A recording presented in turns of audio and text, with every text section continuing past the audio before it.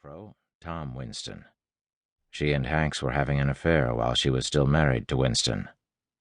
Yesterday, Hanks returned home after uncharacteristically missing the cut at a tournament in Dallas. His story is that he found his wife in their bed, dead of a gunshot wound to the head. He called 911. The police found a handgun near the bed that had Hanks's fingerprints on it and charged him with murder. He was referred to you by his personal attorney, Earl Potter, who, as you know, doesn't do criminal work. Hanks is a relatively successful tour player, earning on average of a little over $1.5 million a year since getting his card, so he can afford representation. Precious little information, Eagle thought, but it was a start. He looked up to see a young man being escorted into the room, and he waited while he was unshackled. He was maybe 6'1", 170, tanned and freckled, with a mop of sun-bleached hair that reminded Eagle of a younger Jack Nicklaus. Hanks stuck out his hand.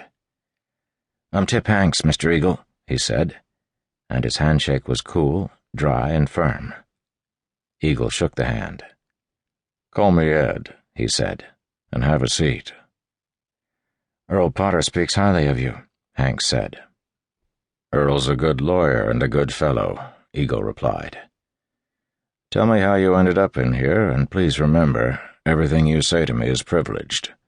That is, I can't disclose what you say to anyone, and no court can force me to do so unless I believe you intend to commit a crime, in which case I'm bound to report that to the court." "Earl has already explained that to me," Hanks replied. "I'd like you to represent me if you're available." "Did Earl also explain that if you admit guilt to me, I can't put you on the stand to testify that you're innocent?" "He did, and I understand that too. For the record, I'm not going to admit guilt because I'm completely innocent of killing my wife. Will you represent me?"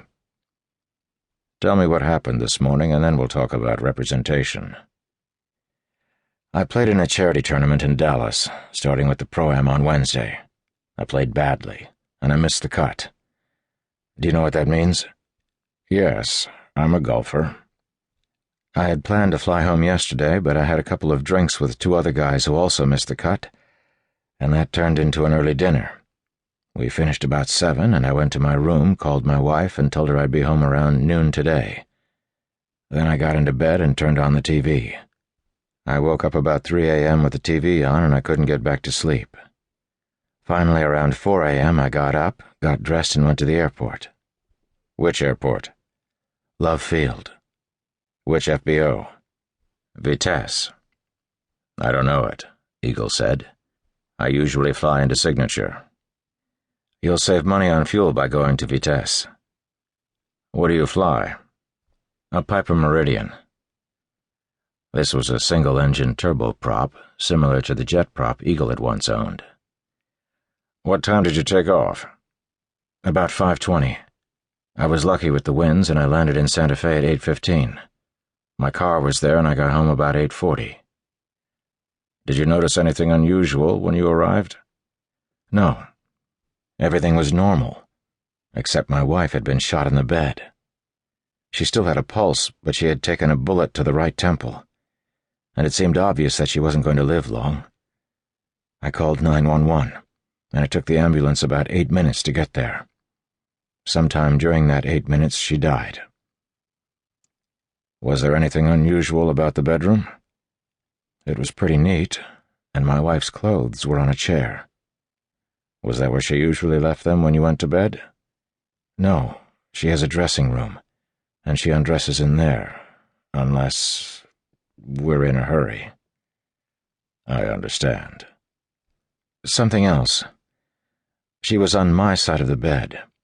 I always sleep on the left side, and she sleeps on the right, even when I'm away." "Had both sides been slept on?" Eagle asked. "Yes." "Do you think she started sleeping on her usual side, then shifted to your side?" "I've never known her to do that," Hanks replied. "Did you see the gun?" "Yes, it was on the floor beside the bed, and the bedside table drawer was not quite closed. That's where I keep the gun." "Did your wife know it was there?" "Yes, and she knew how to